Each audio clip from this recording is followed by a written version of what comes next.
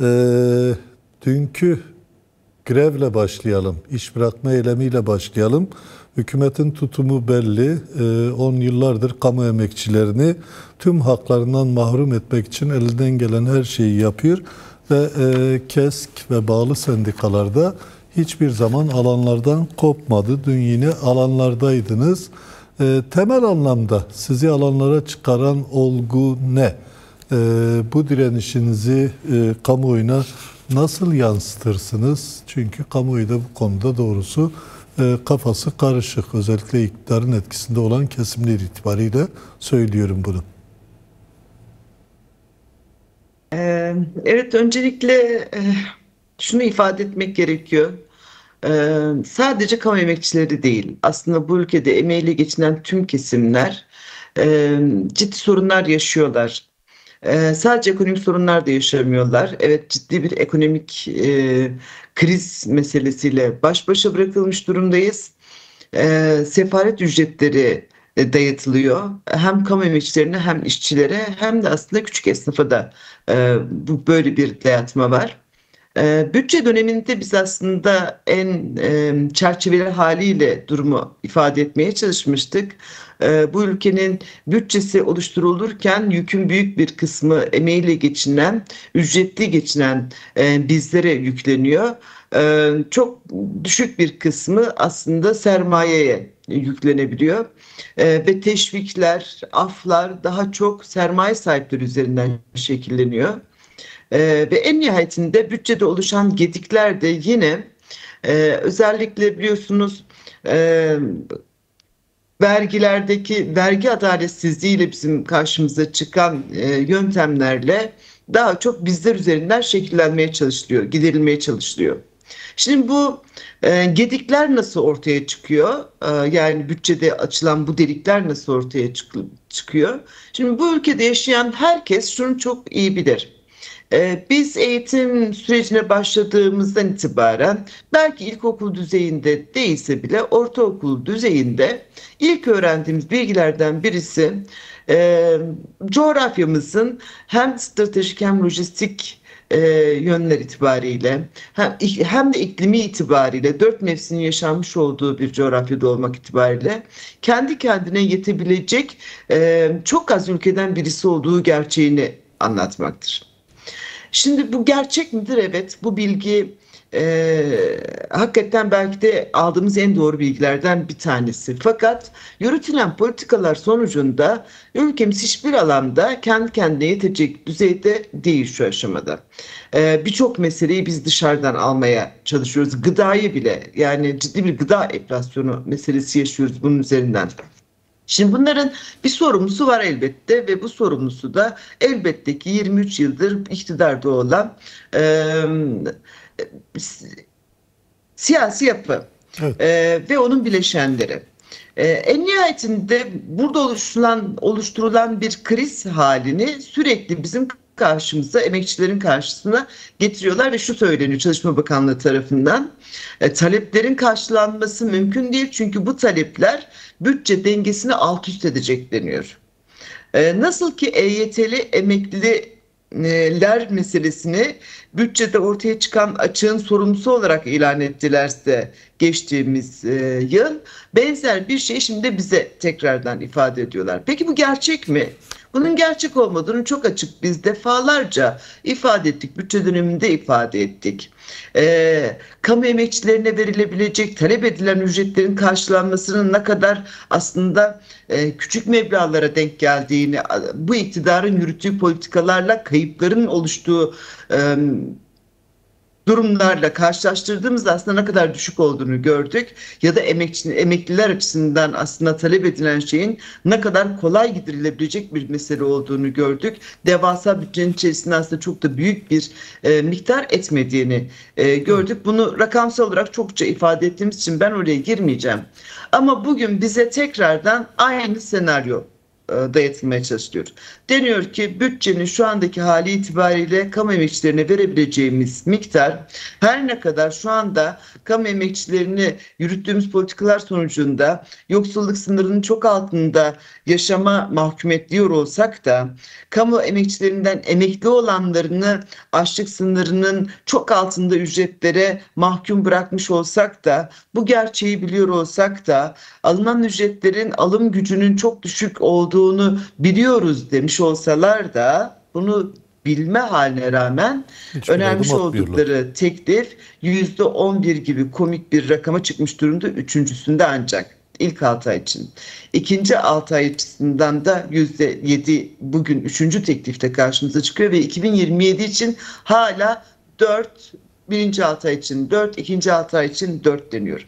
Peki. Şimdi aslında bu rakamların hiçbir önemi yok. Niye hiçbir önemi yok? Ben şunu da Çünkü sormak istiyorum hocam, müsaade ederseniz. Sanki sorun tek başına geçinemiyoruzmuş gibi. Oysa KESK'i de yakından takip ediyoruz. Talepleri arasında hem grev hakkı hem gerçek bir toplu sözleşme talebi ve toplumun diğer demokratik taleplerinden de kopuk olmayan taleplerle masaya Evet, gidiyordu her seferinde. Bunları da birlikte değerlendirseniz, çünkü Tabii. paran yok veremiyorsun ama hakkını hukukunu da kesiyorsun herhangi bir ekonomik karşılığı olmamasına rağmen. Öyle tabii. Şimdi aslında ben şu kısmı bitireyim öncelikli olarak, sonrasında devamında bu konuya da gireceğim elbette. Şimdi 7 toplu sözleşme sürecinde benzer rakamlar masada çok konuşulmuş. Yetkili konfederasyon bunun karşısında hiçbir tepkiyi de örgütlememiş ve bu rakamlar imza altına alınmış. Peki bizim aldığımız ücretlerdeki artış, yani kamu emekçileri açısından ücretler ne üzerinden artış gerçekleştirmiş? TÜİK'in verileri üzerinden. Şimdi siz zaten enflasyon verilerinin üstünde bir rakamla tartışma yürütmediğiniz müddetçe İster 10 deyin, ister 15 deyin, en nihayetinde ücretlerdeki artış o rakamlara göre değil, TÜİK'in verileri üzerinden şekilleniyor. Dolayısıyla aslında burada bir puan artırmak ya da azaltmak hiçbir anlamı yok, hükümsüzdür. Evet. Şimdi bu mesele bir tarafa da bu yetkili konfederasyon niye bu kadar sessiz kalmış 7 toplu sözleşme boyunca ve bugün zorunlu olarak nasıl sokağa çıkmış, aslında onu da değerlendirmek gerekiyor elbette. İktidar aslında Yani iktidar kendi sistemin yandaşını, temsilcilerinin iktidar kendi yandaşını bile kendine karşıt etmeyi başardı sonunda. evet yani ama mesela iktidarın aynı zamanda şimdiye kadar bu yandaşlık ilişkisi üzerinden kamu emekçilerini de bölüp parçalayıp kriminalize ettiği gerçeğini görmek gerekiyor. Parçalanmış olan toplulukların hak mücadelesi de yeterince duyulmaz hale geliyor. Yani. KESK'e yönelik saldırıların bir parçasıydı Yandaş Konfederasyon'un böyle hormonlu şekilde büyütülme meselesi. Evet, sonuçlarını ama bütün kamu emekçileri bu iktidarın yanında olsun olmasın hep birlikte yaşıyoruz. Mesela şu anda bir 2,5 milyon kamu emeklisi var. Yani kamuda memurluk yapıp sonra emekli olmuş olanlar var. Bunlar da çalıştıkları dönemde büyük bir kısmı yine bu yandaş konfederasyonun üyeleriydi. Ya da işte büyük bir kısmı belki bu iktidarın seçmeniydiler aynı zamanda. Ama bugün sefaleti, yoksulluğu hep birlikte onlar da yaşıyorlar. Sadece muhalifler yaşamıyor. Evet. Nasıl ki ülkemizde antidemokratik uygulamalar sadece muhalifleri aslında hayatını yaşanmaz hale getirmiyor, bu ülkede yaşayan herkes açısından geleceği görülmez hale getiriyorsa, kamu emekçilerine yansıyan kısmında da bu antidemokratik uygulamaların geldiği nokta bütün emekçileri yoksulluğa ve sefalete sürüklemek, iradesizleşmeye sürüklemek. Özellikle bir kadın olarak şunu sizinle çok açık paylaşayım. Kamu emekçilerin yarısına yakını kadındır ama idari kadrolarda hala kamuda %2'yi bulmayan oranlar var kadınlardan yana. Yani idareci olmak çok zor kadın olarak bu ülkede halihazırda. Çünkü cinsiyet eşitlikçi bir yaklaşım biçimi halihazırda geliştirilemiyor. Son zamanlarda biliyorsunuz hutbeler okutuluyor camilerde. Hutbelerden bir tanesi kadınların kıyafetlerini gündemine almış ve buna müdahale etme vebali yüklüyor. Yani aslında kadının hem bedenine hem tarzına hem hayatına müdahale hakkını tekrar üretiyor erkek üzerinden ki bu ülkede günde ortalama 3 kadın erkek şiddetine maruz kaldığı için hayatını kaybediyor ve büyük bir kısmında da bu tür gerekçeler var. Tekrardan bu gerekçeleri üreten bir iktidar anlayışı var karşımızda. Yine geçtiğimiz haftaki hutbe miras hakkı meselesiyle yasaya aykırı bir biçimi örgütlemeye gidiyor. Bunu yine imamlar aracılığıyla yapıyor. İmamlar kimdir? İmamlar da kamu emekçileridir. İmamlar da aslında bugün o masada haklarının korunması gerekenlerdir. Sanki başka gündemleri yok. Yani imamlara da şu anda bize olduğu gibi her gün 1 puanlık artışla gerçek olmayan teklifler sunuluyor. Bu gündem dururken başka iktidarın üzgünüz ama aynı zamanda bir suça ortak etme sürecinin bir parçası haline geliyorlar. Peki son olarak bir tarafıyla siz biraz önceki programınızı takip ediyorum zaten program esnasında da izledim.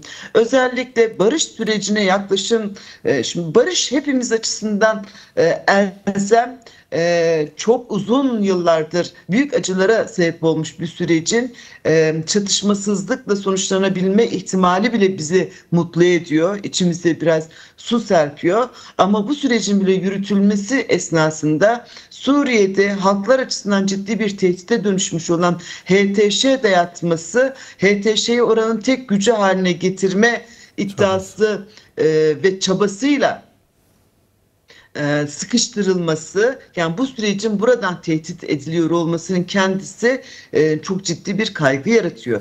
İşte bu anlamda biz KESK olarak siz de biraz önce ifade ettiğiniz aslında şöyle değerlendiriyoruz. Kamu emekçileri açısından da işçiler açısından da esas mesele şudur. Eğer bir ülkede antidemokratik uygulamalar çoksa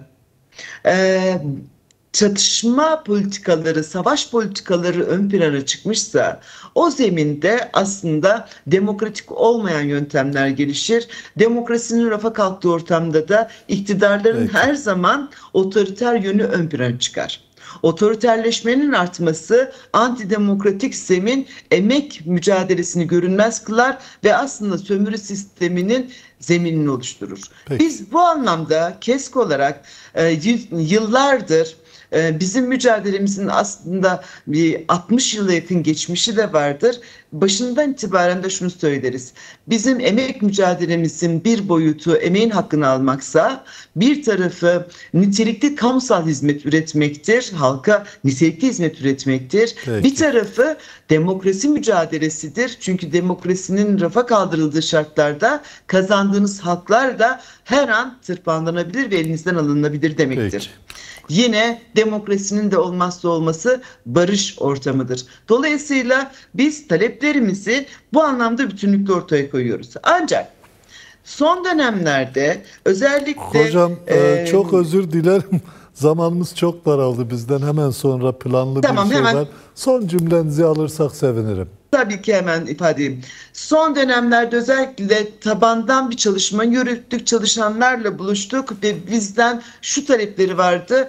Evet, siz sendikacılık yapıyorsunuz biliyoruz ama diğerlerini de harekete geçirmek zorundasınız. Tek başına KESK'in yapacağı eylemler üzerinden bu sürecin düzenlenmesi çok olası da değil. Sadece bir konfederasyonda olmaz bu iş. Peki. Dolayısıyla asgari düzeyde ortaklaşabileceğimiz noktada direnişi büyütmek için tüm konfederasyonları hiç rezerv koymadan çağrıda bulunduk. Peki. Ve iş bırakma sürecini böyle örgütledik. Önümüzdeki dönemde de hakem kuruluna gitmesini reddedeceğimizi ifade ettik. 7 konfederasyonla birlikte yarın itibariyle yeni bir yol haritası oluşturmaya çalışacağız. Peki.